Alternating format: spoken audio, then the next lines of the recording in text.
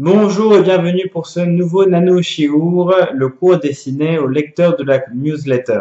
Aujourd'hui, nous allons voir dans la paracha de Vaïgash la réaction de Yosef lorsque il se dévoile à ses frères. Il est une interdiction dans la Torah de tenir rigueur à quelqu'un.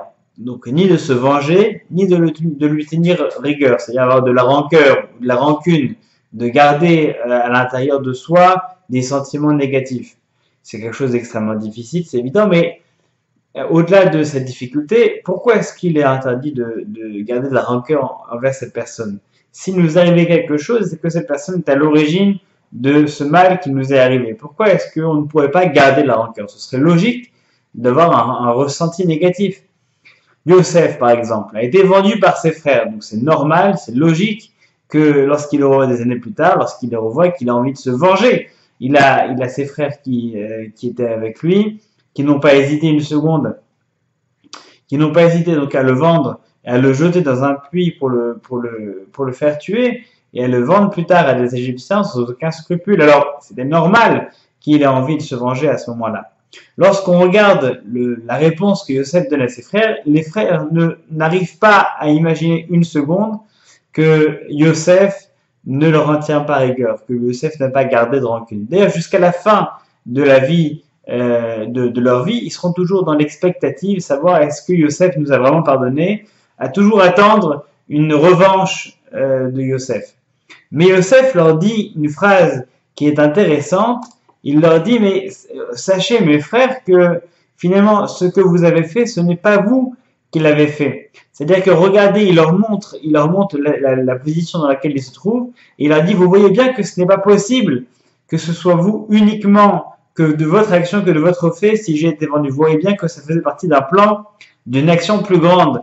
Si je n'avais pas été vendu, je n'aurais pas été capable d'être là aujourd'hui où je suis, à vous recevoir en tant que conseiller du roi, à pouvoir préparer donc la récolte pour vous. Donc finalement, c'est Dieu qui m'a envoyé pour vous préparer le terrain, pour pouvoir donner à manger à toute cette famille. Et donc il leur dit, ce n'est pas vous qui m'avez envoyé ici, c'est quelque chose qui était beaucoup plus grand, beaucoup plus large, qui avait été prévu, ça faisait partie d'un plan. Maintenant, lorsqu'une personne est touchée par quelqu'un, on ne peut pas toujours systématiquement trouver une solution, une réponse similaire. Par contre, ce qui est similaire à toutes les rancœurs, c'est qu'on a l'impression que lorsqu'une personne nous fait du mal, il n'y a que cette personne qui est en jeu. Eh bien, le ressenti, c'est une question qui touche deux personnes. La personne qui a fait du mal, c'est une chose, mais nous-mêmes, on est aussi partie prenante dans ce ressenti.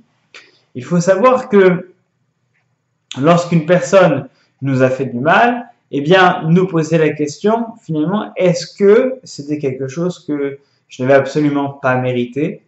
Et est-ce qu'il y a une part dans ce mal qui me traverse aujourd'hui, peut-être une part de responsabilité pour autre chose que j'ai pu faire? Pas forcément à lui, mais suis-je moi-même complètement donc irréprochable? Il y a une célèbre phrase dans le Talmud qui dit, il voit la paille qui est dans l'œil de son voisin, mais ne voit pas la poutre qui traverse sa tête.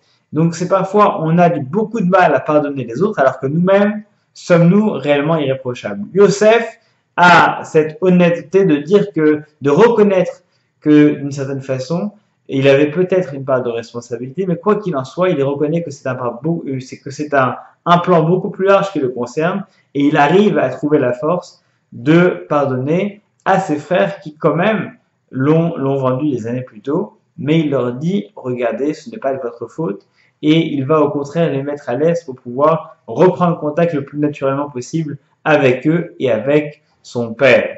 Shabbat Shalom.